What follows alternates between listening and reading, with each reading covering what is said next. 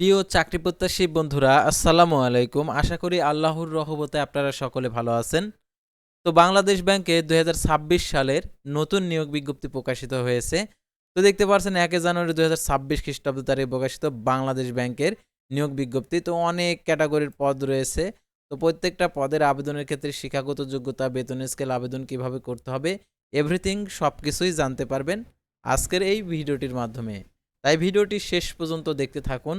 আর আপনি যদি all job news Bangladesh এই চ্যানেলে প্রথমবার এই ভিডিওটি দেখে থাকেন তাহলে আমাদের এই চ্যানেলটিকে সাবস্ক্রাইব করে রাখবেন, notification bell button all press করে রাখবেন, এই ভিডিওটিতে একটি লাইক করে দেবেন। আর যারা ফেসবুক পেজে ভিডিও দেখছেন ফেসবুক পেজটি ফলো দিয়ে রাখবেন। ডিসক্রিপশন বক্সে আমাদের ফেসবুক পেজের লিঙ্কও দেওয়া রয়েছে, যোগাযোগ করতে পারেন আমাদের ফেসবুক পেজের মাধ্যমে। জরুরি প্রয়োজনে হোয়াটসঅ্যাপ এবং ইমো নাম্বার দেওয়া রয়েছে। তো আর কথা না বাড়িয়ে আপনাদেরকে দেখে দিচ্ছি বাংলাদেশ ব্যাংকের নিয়োগ বিজ্ঞপ্তিটা। সাধারণত আপনারা অশেষ আগ্রহে অনেকেই ভিডিও টেনে টেনে এত দূর পর্যন্ত আসছেন তো দেখার জন্য। তো দেখতে পাচ্ছেন নিয়োগ বিজ্ঞপ্তি। ব্যাংকার্স সিলেকশন কমিটির সদস্যভুক্ত বিভিন্ন ব্যাংক আর্থিক প্রতিষ্ঠান নিম্নোক্ত পদসমূহে নিয়োগের নিমিত্তে যোগ্যতা প্রতিযোগিতামূলক পরীক্ষার মাধ্যমে প্যানেল প্রস্তুতের লক্ষ্যে বাংলাদেশি প্রকৃত নারীদের নিকট থেকে অনলাইন দরখাস্তের আহ্বান করা যাচ্ছে। তো প্রথমে দেখতে পাচ্ছেন পদের নাম গ্রেড সিনিয়র অফিসার আইটি, 22,000 টাকা থেকে 53,060 টাকা, পদের সংখ্যা ৭৯টি। এটার জন্য দেখতে পাচ্ছেন Agrani bank Sonali bank PLC 17টি, অগ্রণী ব্যাংক পিএলসি 41টি, বাংলাদেশ ডেভেলপমেন্ট ব্যাংক পিএলসি 7টি, বাংলাদেশ কৃষি ব্যাংক 14টি। আর এটা দেখতে পাচ্ছেন 25104 হচ্ছে জব আইডি নম্বর। আর শিক্ষাগত যোগ্যতা কোনো স্বীকৃত বিশ্ববিদ্যালয়তে computer science and electrical and electronics engineering, computer science engineering, information and communication technology, communication engineering, software engineering, information technology, computer science and software, computer science and telecommunication engineering সংশ্লিষ্ট বিষয়ে স্নাতকোত্তর degree 4 বছর মেয়াদী স্নাতক সম্মান ডিগ্রি থাকতে হবে। মাধ্যমিক স্কুল সার্টিফিকেট সমান পরীক্ষায় ২টিতে প্রথম বিভাগ শ্রেণী এবং তৃতীয় বিভাগ শ্রেণী গ্রহণযোগ্য নয়। এটার জন্য দেখতে পাচ্ছেন শিক্ষা জীবনে তৃতীয় বিভাগ শ্রেণী গ্রহণযোগ্য নয়। তারপর অফিসার আইটি ১০তম গ্রেড ১৬,০০০ টাকা থেকে ৩৮,৬৪০ টাকা, পদের সংখ্যা ৭০টি, সোনালী ব্যাংক পিএলসি ১৭টি, অগ্রণী ব্যাংক পিএলসি ৪৪টি, প্রবাসী কল্যাণ ব্যাংক ৯টি।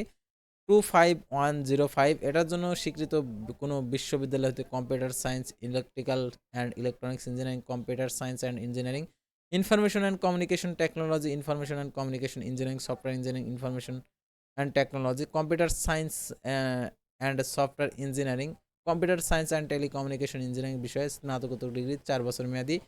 আর এটার জন্য প্রথম বিভাগ থাকতে হবে, আর তৃতীয় বিভাগ শ্রেণী গ্রহণযোগ্য নয়।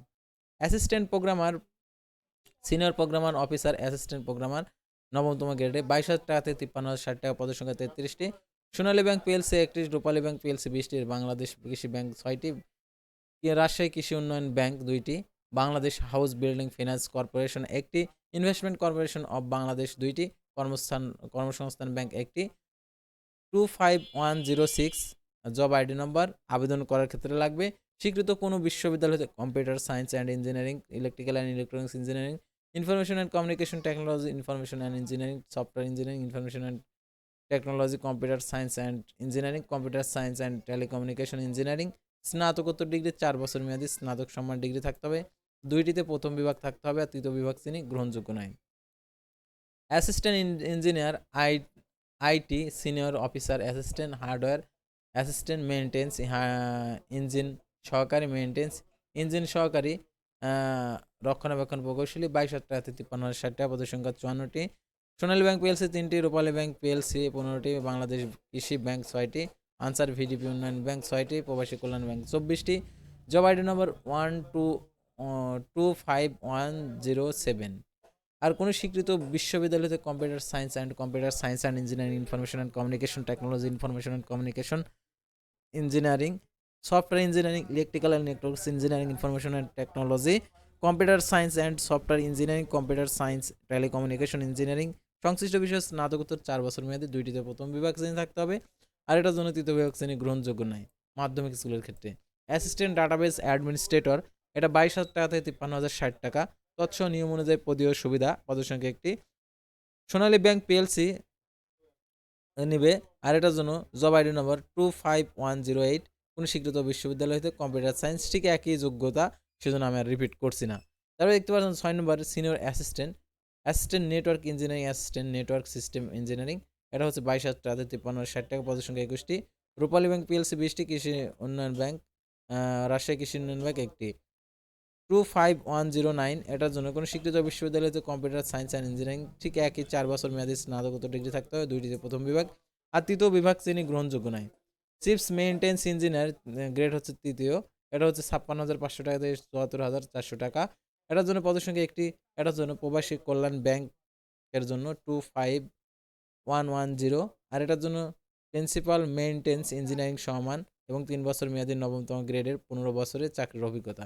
স্বীকৃত বিশ্ববিদ্যালয়তে কম্পিউটার সায়েন্স অ্যান্ড ইঞ্জিনিয়ারিং, এটার জন্য 4 বছর মেয়াদী আর কি যোগ্যতা থাকতে হবে, তৃতীয় বিভাগ শ্রেণী গ্রহণযোগ্য নয়। স্বীকৃত কম্পিউটার সোসাইটির সদস্যপদ থাকতে হবে। তার রক্ষণাবেক্ষণ সহকারী গ্রেড হচ্ছে ষষ্ঠ, এটা 35,500 টাকা থেকে 67,010 টাকা। নিয়ম অনুযায়ী পদীয় সুবিধা, পদের সংখ্যা 1টি।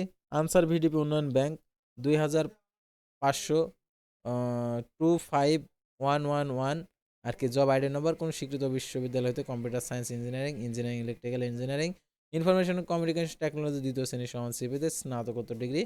আর এটার জন্য অবশ্যই 4 বছর মেয়াদী চাকরির অভিজ্ঞতা থাকতে হবে, আর 4 বছর অভিজ্ঞতা থাকতে হবে, শিক্ষা জীবনের তৃতীয় বিভাগ শ্রেণী গ্রহণযোগ্য নয়।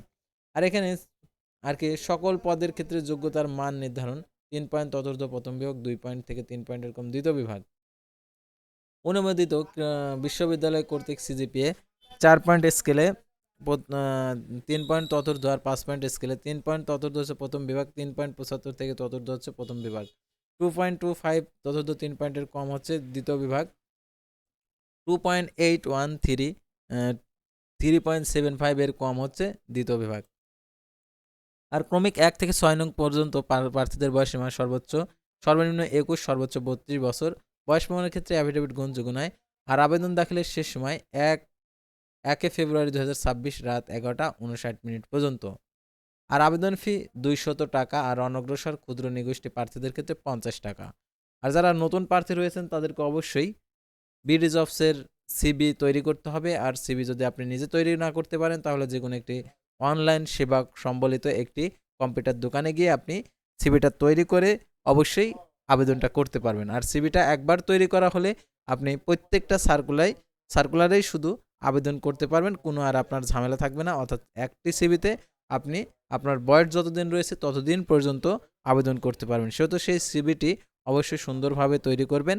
আর সিবির tracking number, CV ID number এবং পাসওয়ার্ড সংরক্ষণ করে রাখবেন, কারণ ভবিষ্যতে কোনো নিয়োগ বিজ্ঞপ্তি আসলে সেই নিয়োগ বিজ্ঞপ্তির ট্র্যাকিং নাম্বার আর হচ্ছে পাসওয়ার্ডটা লাগবে। তারপর হচ্ছে আবেদনপত্র 300x300 পিক্সেল 600x600 পিক্সেল ছবি, আর স্বাক্ষর 300x80 পিক্সেল স্বাক্ষর আপলোড করতে হবে। আর অবশ্যই ছবিটা ফর্মাল ছবিটা হতে হবে। আর এটার জন্য পরীক্ষা সংক্রান্ত আপডেটগুলো অবশ্যই আপনাদেরকে মোবাইল ফোনে SMS এর মাধ্যমে জানিয়ে দেবে। আর ডাচ বাংলা ব্যাংকের মাধ্যমে এই চাকরির আবেদন ফিটা প্রদান করতে হবে। তো আশা করি আপনারা এই নিয়োগ বিজ্ঞপ্তি সংক্রান্ত A to Z বিষয়ে জানতে এবং বুঝতে পারছেন। তো পরবর্তী ভিডিওতে আবারও কোনো নতুন জব সার্কুলার নিয়ে আপনাদের সামনে হাজির হব। সে পর্যন্ত সবাই ভালো থাকবেন, সুস্থ থাকবেন, আর অবশ্যই আমাদের এই চ্যানেলটিকে সাবস্ক্রাইব করে পাশে থাকবেন। আল্লাহ হাফেজ।